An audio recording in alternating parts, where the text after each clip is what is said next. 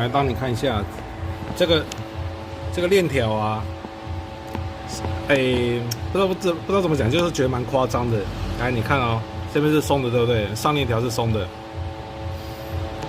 可是呢，这个调整器已经通出很多了。希望这个是我错觉了，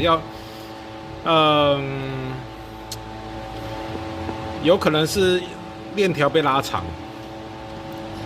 或者是说这个导板的部分啊，有一个地方整个松掉，可是看起来也还好应该链条被拉长吧，所以可是这个已经通弄不出来。好，不管，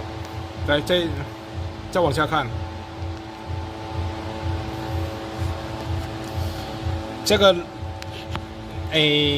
下面这个油压调整器啊，它最容易失压，也就是说，你车子停了一段时间之后啊，这里面会失压，也就是说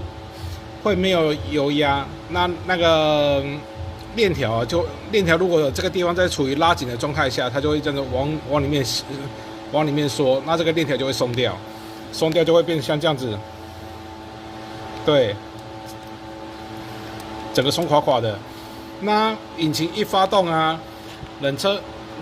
的时候一发动，汽油压力还没建立起来之前，这个链条就在拉，就会乱撞。对，就是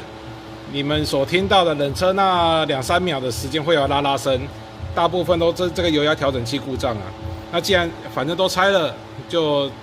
整个换掉啦。那这个换的时候啊，周边的什么曲轴前油封啊，跟那个什么油封垫片的部分要全部换啊，不要省啊，要不然返工的话，你工资不划算啊。对啊。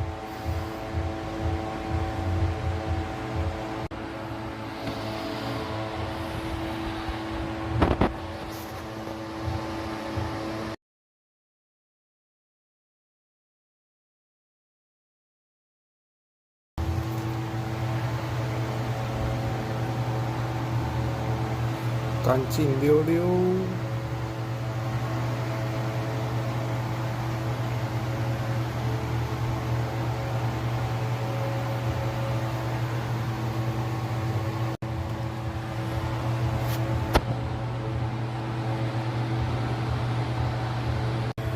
来，再让你看看，现在这个链条的部分呢，